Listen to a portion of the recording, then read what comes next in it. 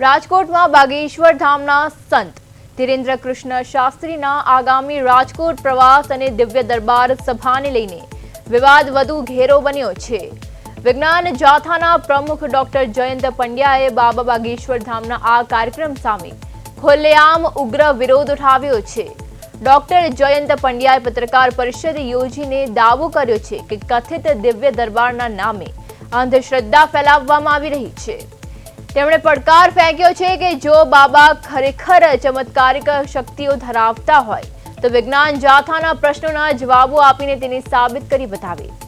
રાજકોટમાં બાબાના આગમન પૂર્વે જ વિજ્ઞાન જાથા અને હિન્દુ સંગઠનો આમને સામને આવી જતા શહેરમાં વૈચારિક યુદ્ધ તેજ બન્યું છે। આ વિવાદને પગલે કાયદો અને વ્યવસ્થાની સ્થિતિ જાળવવા સ્થાનિક પોલીસ તંત્ર અત્યારથી જ હરકતમાં આવી ગયું છે।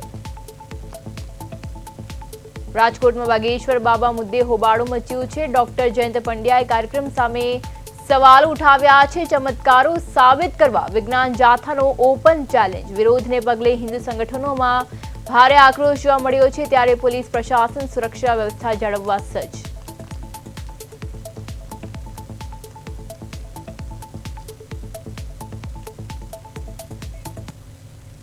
રાજકોટમાં આગામી 5 થી 7 જૂન દરમિયાન બાગેશ્વર ધામના ધીરેન્દ્ર શાસ્ત્રીની હનુમંત કથા અને દિવ્ય દરબાર યોજવાનો કાર્યક્રમ નિર્ધારિત થયો છે।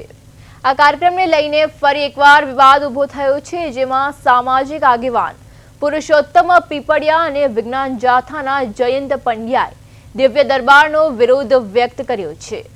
બીજી તરફ અગાઉના કાર્યક્રમ દરમિયાન ધીરેન્દ્ર શાસ્ત્રીએ પરચી કાઢેલી સુરેખા મેવાડા નામની મહિલા હવે તેમના સમર્થનમાં આગળ આવી છે।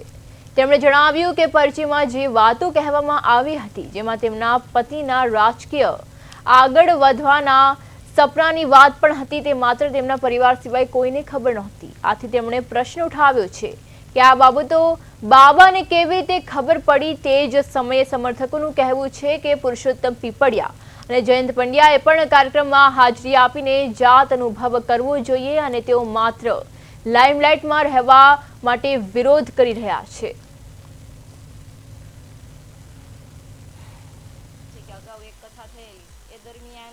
લોકોને જે પરચા આપેલા એક પરચો એમાં પણ મને પણ મળેલો છે। એમાં મારા અનુભવ વિશે હું વાત કરું તો મારા પતિ છે એ રાજકીય ક્ષેત્રે આગેવાન છે।